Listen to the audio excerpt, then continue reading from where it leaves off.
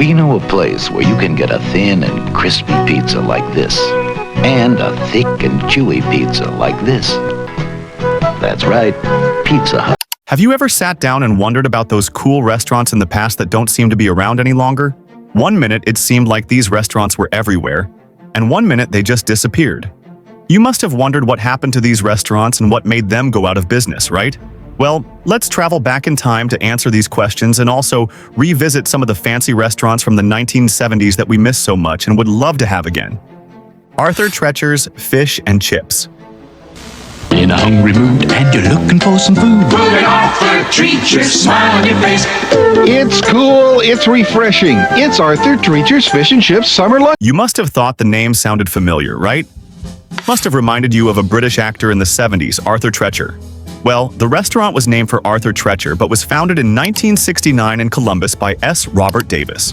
This restaurant was an all-time favorite of Americans. It was regarded as one of the best fish and chips restaurants in all of America. And it became especially popular on Fridays because of the celebration of Lent. It was not only a seafood chain, it was also a fast food restaurant that had several locations all over the country, and by the late 70s they had 826 stores across the country. But unfortunately, as of today, only 2 Arthur Treacher's Fish and Chips still remain in Northeast Ohio, and just recently in Garfield Heights. So how exactly did a restaurant go from 800 locations to just 2 locations? In 1979, a Chicago businessman, Edward Pizik, bought Arthur Treacher's for $5 million and made all the business owners buy fish from the Alaskan Pollock Fish Company, which all the business owners rebelled against. Sadly, by 1982, the fish company was unable to deliver fish to the restaurant chain, and what was once more than 700 restaurant franchises was cut to less than 400, forcing the company to eventually go into bankruptcy. This decline highlights the fragile nature of the restaurant business. For the next restaurant, it made its name in the City of Angels, but it wasn't enough to save the restaurant. The Brown Derby. Who wants to eat in a hat? A derby hat. A brown derby hat. If you ever wondered where the creme de la creme of Hollywood ate in the 1970s, then you have your answer right here. The second restaurant in this video reminds us of the Hollywood glamour style of the 70s. The Brown Derby immediately allows you to reminisce about the golden era of Hollywood.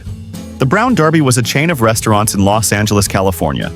The first and best-known Brown Derby restaurant had an out-of-pocket shape because it was shaped like a derby hat, and this was an image that became synonymous with the other Brown Derby restaurants. It was opened in 1926 by Wilson Misner, and it immediately became Hollywood's favorite go-to spot, as it became a dining lounge for movie stars, directors, and almost anyone who was in the industry. The restaurant served the typical American dishes, but its menu was not restricted to just that alone. It also served juicy steaks and even tender seafood. For those who love the Cobb salad, well, you have the Brown Derby restaurant to thank for it. Because according to the story, in the 1930s, Sid Grauman came into the restaurant late one night and requested something to eat, and Bob Cobb put together leftovers from the fridge and voila, the Cobb salad was born. But all good things do not last forever, because as time passed, the Brown Derby started facing challenges and the ownership of the restaurant changed over the years, until eventually the original Brown Derby restaurant was closed without warning in the 1980s. However, a Disney-backed Brown Derby national franchise program tried to revive the brand in the 21st century by building a replica of the restaurant at the Disney Hollywood Studio in Florida. Speaking of replica, Burger King wasn't the first franchise with burger in its name. Burger Chef. It's the most all-out hamburger you ever saw, and you'll only see it here where we go all out to please your family. Burger Chef, we'll always treat you right. If you had a craving for a hamburger in the 70s, then Burger Chef was the place you definitely needed to visit. But people did not only go for the hamburger, people also went there to hang out with friends during the weekends. Burger Chef was an American fast food restaurant chain that began operating in 1954 in Indianapolis, Indiana, and expanded throughout the United States. It was founded by Frank and Donald Thomas, who patented the restaurant under their parent company, General Equipment Corporation. By 1972, Burger Chef had 1,200 locations, including some in Canada. The restaurant had the old-school feeling, and they even had a light globe. Why was Burger Chef so loved? Well, it had a work bar where a person could customize their burger the way they wanted it. And the restaurant chain featured several signature items like the Big Chef, and the Super Chef hamburger. And they even came up with a kiddie meal too. It must have been such a delight to eat out in the 1970s and 1980s because of the gift of the Burger Chef. However, the last Burger Chef restaurant that existed in Tennessee unfortunately closed in 1996, leaving us with just nostalgic memories and reminders of simpler times. But when it comes to steak, there was a place in the 1970s that every steak was worth the bite. Sizzler Family Steakhouse. So, where to for lunch tomorrow? How about Paris? Paris? For lunch? I don't want to spend a lot of money. The steak, seafood, salad. Back in the 70s and 80s, if you did not want to spend a lot of money but you wanted a quality and satisfying meal, then Sizzler's Family Steakhouse was the place to go. This restaurant was where so many families went back in the 80s. The restaurant chain was founded in 1958 by Del and Helen Johnson in Culver City, California. And at its peak, the fast food chain had over 270 locations throughout the United States, with most of them being in the West. In the late 90s, Sizzler promoted a steak dinner with a side of its Sizzler's Malibu chicken, as the restaurant wanted to give customers the feeling of a full-service restaurant at a price slightly more than that of a fast food chain. But in 1996, the company filed for Chapter 11 bankruptcy and closed over 130 of its locations. But the company rose from its ashes, and in the late 1990s, a new management upgraded the quality of food and increased prices too. But realizing that the old way is best, Sizzler has tried to return to its roots by providing reasonably priced meals and ditching the buffet idea. Unlike other restaurants from the 70s, Sizzler is still around, but just with fewer branches across the country. Speaking on steakhouses, another big restaurant that lost its place in the sand of time was one of the biggest steakhouses, Ponderosa Steakhouse. If people come to Ponderosa Steakhouse because it's such a good deal, they come because the steaks are great. All USDA inspected and approved sirloins, T-bones, and ribeyes. In so many ways, Ponderosa was the perfect family restaurant. The buffet offered a wide range of food. There was all you could eat, and the best part was that it was very affordable, so drawing hungry crowds was not a problem for this restaurant. Ponderosa was founded in 1965 by Dan Lasseter, Norm Weiss, and Charles Kleptz in Kokomo, Indiana, then moved its headquarters in 1971 to Dayton, Ohio. The restaurant was inspired by the TV show Bonanza, where the ranch in the movie was called Ponderosa. At the height of its power in 1989, the Ponderosa restaurant had almost 700 locations across the country, but by 2003, the restaurant could only boast of less than 400 locations. The ownership of Ponderosa Steakhouse fell into the hands of Metro Media Restaurant Group in 1988, the same company that had acquired Bonanza Steakhouse too. But Ponderosa is not completely shut down, because as of June 2024, Ponderosa still has 13 locations across the country. This is a big landslide compared to this next pizza restaurant, Shakey's Pizza. We serve fun at Shakey's. We've got player pianos. We serve keys, also pizza. Shakey's! Shakey's Pizza was the pioneer father of pizza franchises in the United States. It was a pizza chain that was based in both the United States and the Philippines.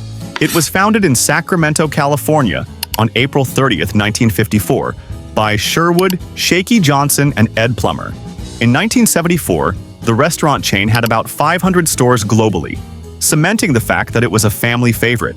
But in 1967, Shakey's underwent an ownership change and the first international store opened in Canada, and by 1975, the company had expanded to the Pacific Rim.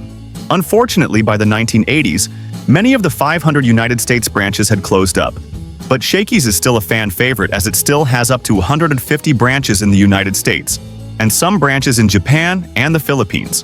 When it comes to ice cream, only one restaurant does it better than the rest in the 70s. Farrell's Ice Cream Parlor. When Deanne had her 8th birthday party at Farrell's, even the Beasley brothers had fun. When Jake the Snake had his birthday at Farrell's.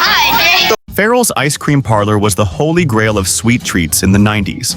It was founded in Portland, Oregon in 1963 by Bob Farrell and Ken McCarthy. They became popular because of their offer of free ice cream sundaes to children on their birthdays, and quickly the ice cream franchise spread beyond Portland to other parts of the United States. In the 70s and 80s, Farrell's was every family's go-to restaurant for celebrations and birthdays with its large plates of food, and one of the customers' favorite side attractions were the waiters' period dresses and straw boater hats.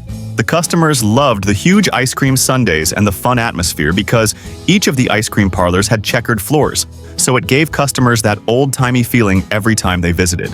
Farrell's was always a lively place, but unfortunately, sales began to drop, and many of the ice cream parlors had to close down.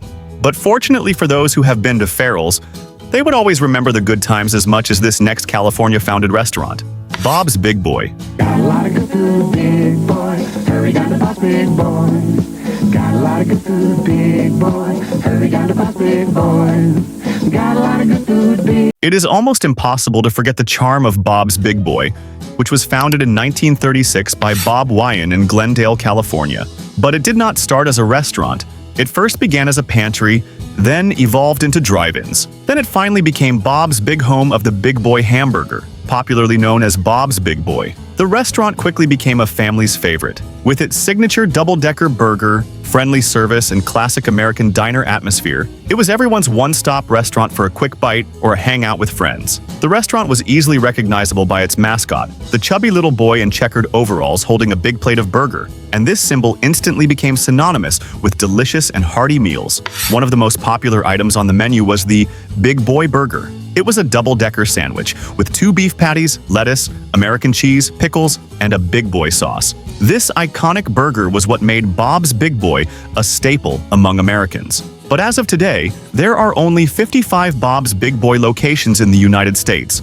So although there are fewer locations of this beautiful restaurant, the memories of sharing hearty meals in the restaurant will always remain strong. Although prime ribs weren't their forte, this next steakhouse made a name from this meal, Victoria Station Steakhouse.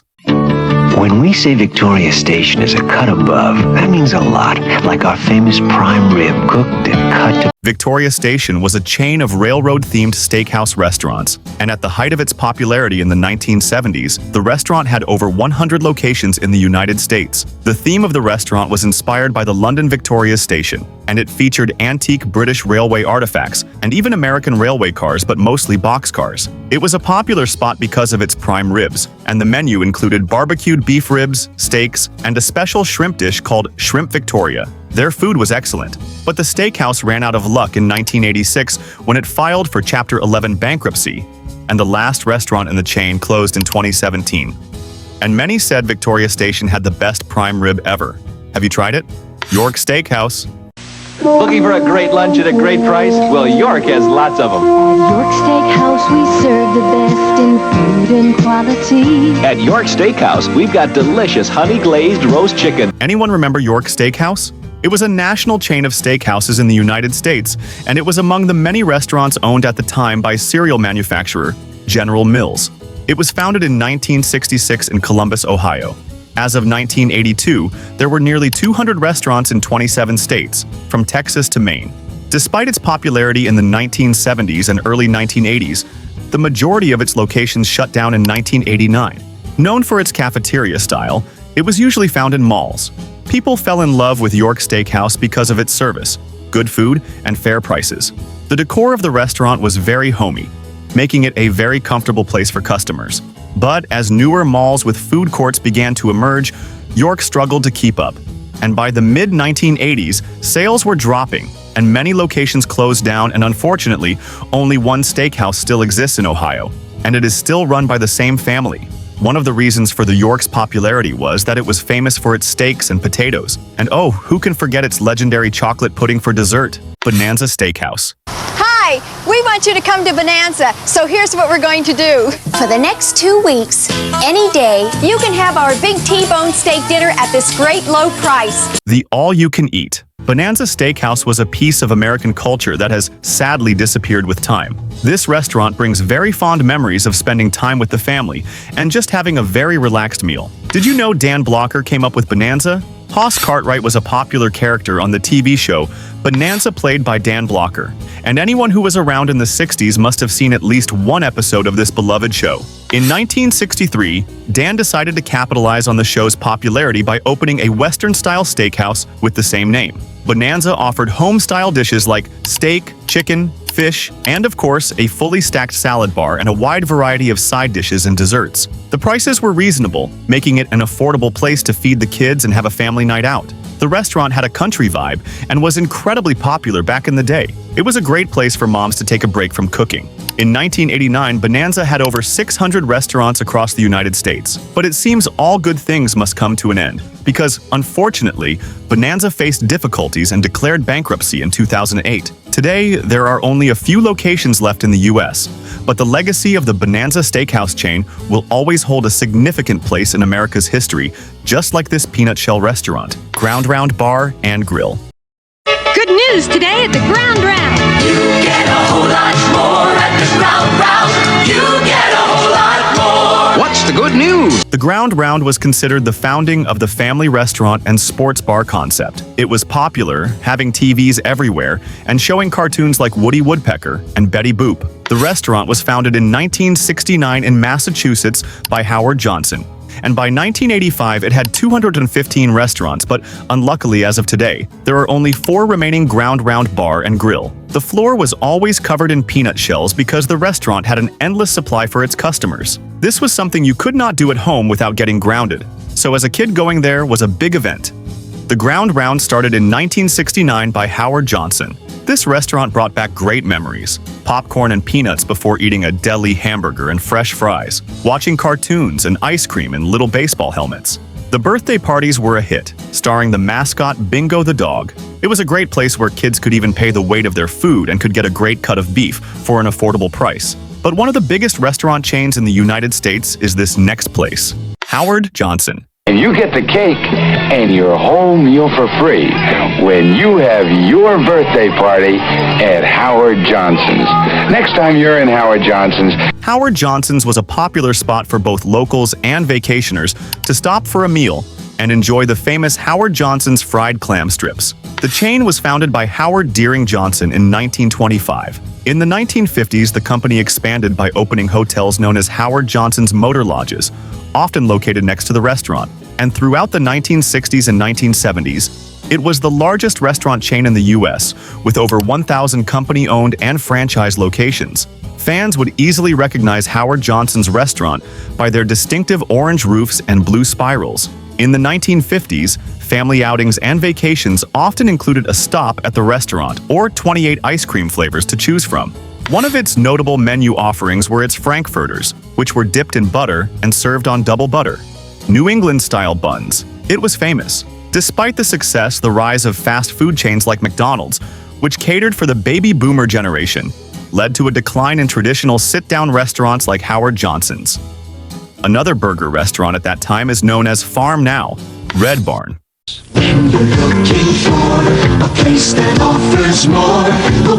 Three-piece chicken dinner for just $1.99 at Red Barn. The Red Barn was established in 1961 in Springfield, Ohio. The Red Barn restaurant chain easily became a favorite among burger lovers, as America had started embracing fast food culture in the 1960s. At the height of the restaurant's popularity, the Red Barn boasted 400 restaurants across 19 states.